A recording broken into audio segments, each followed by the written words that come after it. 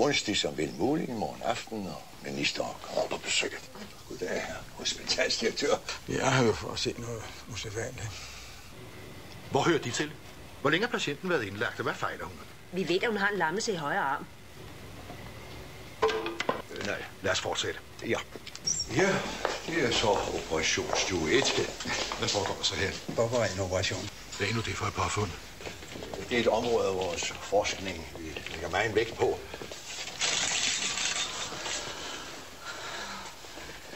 Bob, jeg tror, jeg smutter nu.